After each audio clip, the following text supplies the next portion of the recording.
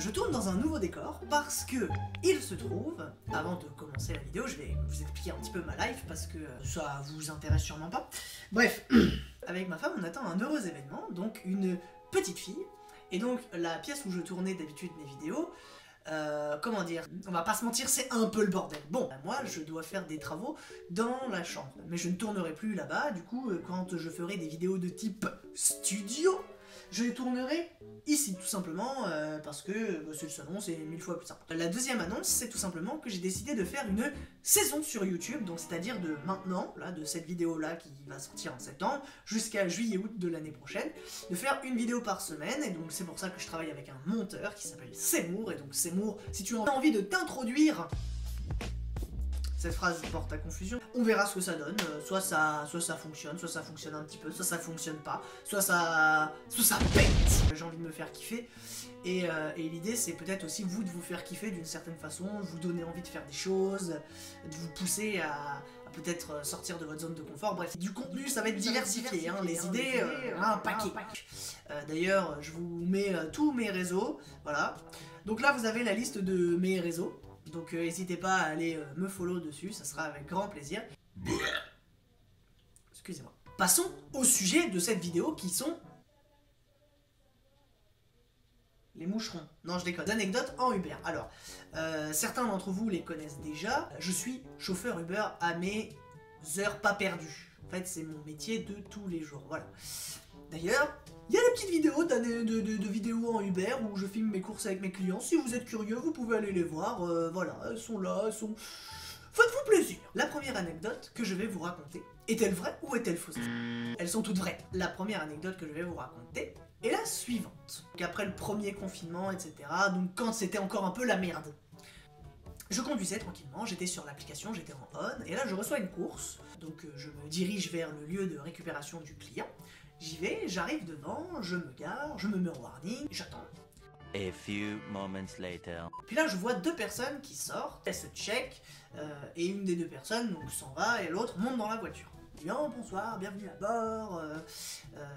Si vous le souhaitez, j'ai bonbons, bouteilles d'eau, Coca Zéro, de l'Ice, de l'Oasis, du Red Bull, de la bière. La personne me dit non, non, tout va bien, y a pas de souci. Donc je dis ok, y a pas de souci. Et là, sa voix vient me titiller le tympan et je me dis je connais cette voix, je connais cette voix, je connais cette voix. C'est vous ou c'est un ami qui a commandé pour vous? Non, non, non, c'est un ami qui a commandé. Et vous, c'est quoi votre prénom? Et il me dit ah, c'est secret, avec sa voix de miel. Et je lui dis comme ça, je dis ah donc monsieur a l'identité secrète, mais à la voix très très connue, comment ça va, machin, je commence à lui faire la discute et tout. Un peu plus de 10 ans que j'écoute cette personne. Elle était connue parce qu'elle était dans un collectif de deux personnes, mais moi je suis resté hyper pro. Enfin, on parle pas de sa vie en elle-même, mais on parle un peu de comment ça se passe pour lui et tout ça. Parce que donc il peut pas faire de concerts, etc. Parce que le Covid, et donc ça le fait un peu chier, parce que lui c'est un peu son kiff. Le groupe s'appelait The Shinsekai, donc là, je pense que certains d'entre vous voient qui c'est. Une voix de miel. C'était Daju. Ok, je suis hyper pro jusqu'au bout et tout, et je lui laisse ma carte en repartant, et comme ça, il me rappellera. Il a sûrement perdu ma carte. Je connais son premier couplet de son premier freestyle par cœur. Par cœur. J'avais qu'une envie, c'était de lui faire comprendre que moi, je le connaissais par cœur. J'avais envie de le chauffer. Mais j'ai décidé de rester professionnel jusqu'au bout. On va pas se mentir, je regrette un petit peu aujourd'hui. Donc, j'ai ramené Daju en voiture. Pendant 30 minutes, on a papoté. Cool. Vu que je fais tout en autofinancement, je peux pas faire des grosses vidéos. Donc si vous vous abonnez et tout ça, ça serait génial pour ma chaîne. Je réponds à tous les commentaires. J'ai bien dit tous les commentaires, même s'il y en a 4 millions, je réponds à tous les commentaires. Et c'est pas genre quelqu'un qui... C'est Bibi. Abonnez-vous, mettez un commentaire, laissez un petit pouce en l'air ou en bas, peu importe, ça fait toujours plaisir. Deuxième anecdote, juin 2017, j'étais tranquillou chez mes parents. J'étais en train de regarder des vidéos sur YouTube et tout, McFly et Carlito, Squeezie, bref. Et dans ma tête, je suis là, je me dis, putain, ça serait quand même sacrément lourd qu'un jour, je les ai dans ma voiture. Je prends la voiture et je me mets en on sur le truc, et là je reçois une première course. Je vais à Orly, je récupère 2 personnes qui étaient en fait un pilote et un copilote de chez Air France. Et eux, ils allaient au parking du staff Air France, qui est donc à côté d'Orly et tout. Donc je les récupère, on papote, machin, la course dure 5 minutes. Je reçois une autre course. J'appelle, et je dis oui, bonsoir, c'est Ulysse, votre chauffeur Uber. Je vous appelle parce que du coup, vu qu'en ce moment c'est un peu les travaux dans Orly et tout, j'arrive dans 5-6 minutes à peu près, le temps de faire le tour, machin et tout. Je commence à prendre la route, et puis en fin de compte, le GPS m'indique très mal, donc je me perds entre guillemets, parce que je connais l'aéroport, mais donc je fais un détour, bref. J'arrive au bout de 10 minutes devant le client, donc je cherche, mais il me voit, on me fait des signes, je m'arrête et tout, je dis ouais, c'est vous, un tel, il me dit oui, oui, et tout. Et moi j'étais dans le jus, j'étais en mode genre ouais, putain, je suis vraiment désolé et tout, 10 minutes, je vous avais dit 5, enfin bref. Moi, hyper professionnel, je me dis merde, enfin je m'en veux quoi de les avoir fait attendre et tout. Je leur dis je suis désolé, donc je charge leurs affaires, on monte, machin, et on part. Je fais toujours mon petit speech, je propose des boissons, et là il y a un des deux qui me dit ouais, moi je prendrais bien un coca et tout, et l'autre qui me dit non, moi je suis fatigué, donc tranquille, j'ai besoin de rien. Donc je parle avec le deuxième, qui s'appelait Théo. Alors l'autre est sous sa veste, machin, et pionce. Voilà. Il me dit ouais, moi je travaille dans la musique, je fais un peu de trucs sur YouTube, machin et tout. Je fais ah ouais, trop bien et tout. Je roule, et je dépose les deux du coup. Et en fait, en descendant, je fais ah putain, c'est vrai, je vous ai pas donné votre coca. Donc je descends, je leur donne leur valise, je donne le coca et tout. Et là, je regarde les bras du deuxième, celui avec lequel j'ai pas parlé. Je fais mais NANI? je connais ces tatouages.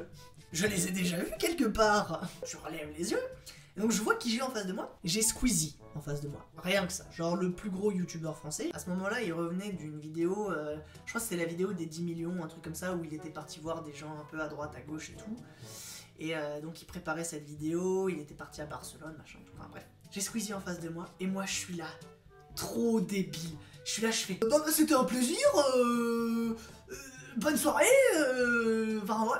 Et je suis un peu dégoûté de pas t'avoir reconnu plus tôt, quoi. Ça aurait été avec un vrai plaisir d'échanger sur plein de choses. Eh vas-y, ça me fait chier. Tout ça pour dire que j'ai eu Squeezie dans ma voiture et je l'ai même pas reconnu parce que je suis trop débile. Allez. Donc, la troisième anecdote, ce n'est pas quelqu'un de connu. Donc je suis du côté d'Aulnay, dans le 93. La personne, c'était une personne qui avait commandé pour un ami et tout, donc la personne monte et tout. Je commence à rouler, et là, le type me dit « Et toi, tu t'appelles comment ?» Et ouais, je lui dis « Ah, je m'appelle Ulysse. » Il dit « Ah ouais, Ulysse, comme le dieu grec, machin et tout. » Non. Stop. Non. Alors, Ulysse, c'est pas un dieu grec, le roi d'Ithaque, c'est un militaire, à la rigueur, un tacticien, enfin bref, un mec rusé, quoi. Il dit « Si, c'est un demi-dieu et tout. » Et puis moi, j'ai pas envie de le vexer, le type. Alors je lui dis « Ouais, ok, bon, vas-y, c'est un demi-dieu, si tu veux. » Il finit par me dire Et tu sais d'où je viens, moi? Je fais, non, je sais pas. Il dit, moi, je viens de la Réunion et tout. Je fais, ah, trop bien et tout. Il me fait, tu sais, c'est quoi la capitale de la Réunion? Non, je sais pas et tout. Il me dit, ouais, c'est Saint-Denis. Je fais, ah ouais, ok. Et là, le type me dit, et sinon, tu t'appelles comment? Je lui dis, bah, Ulysse.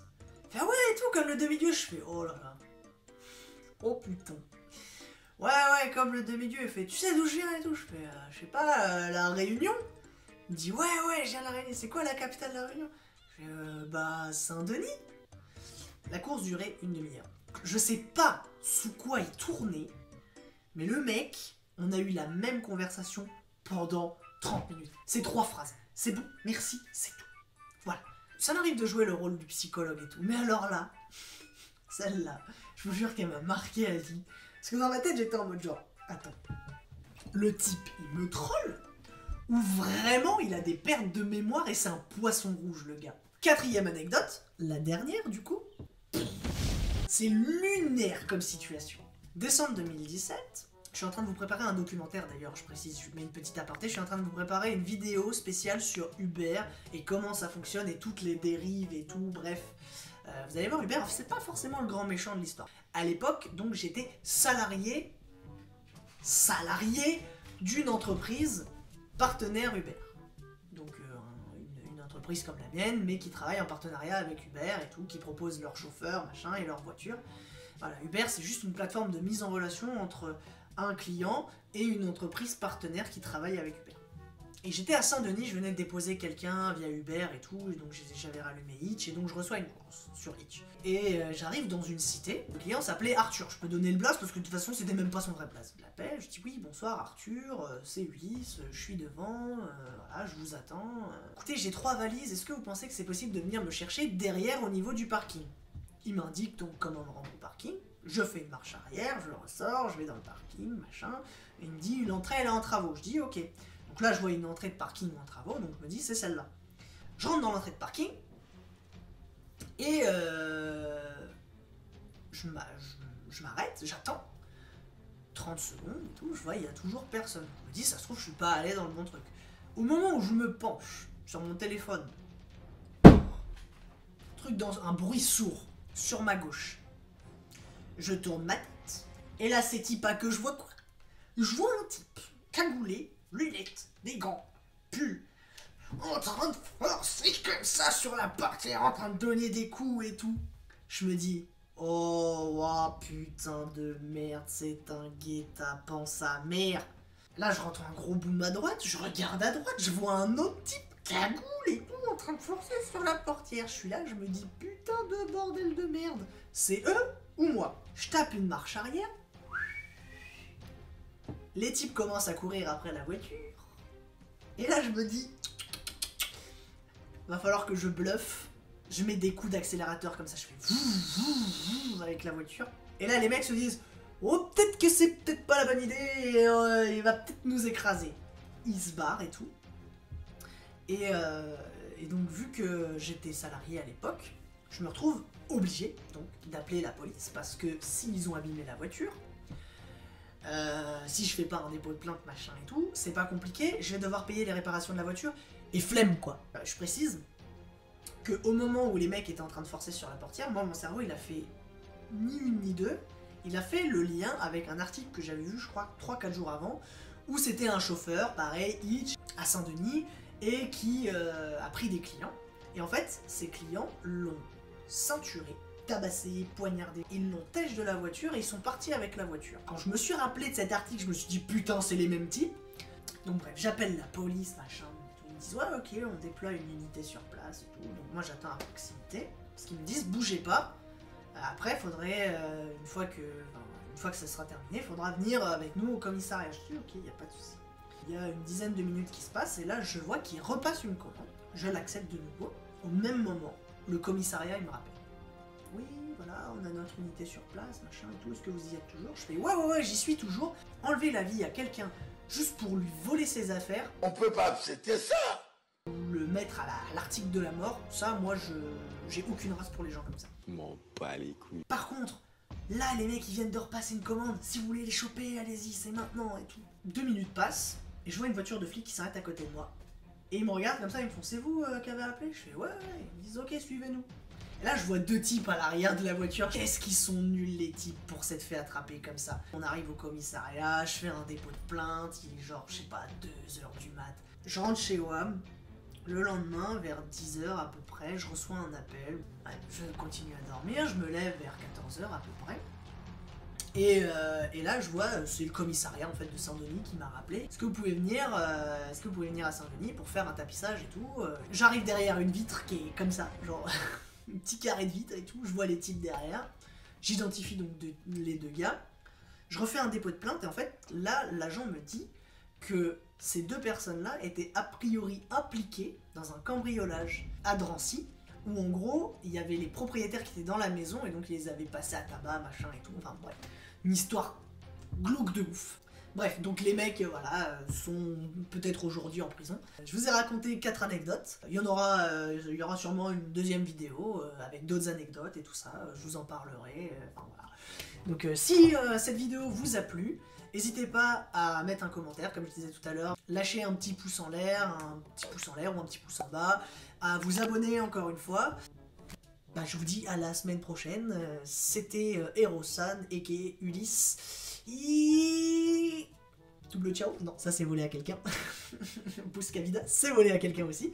Je vous dis bonne soirée.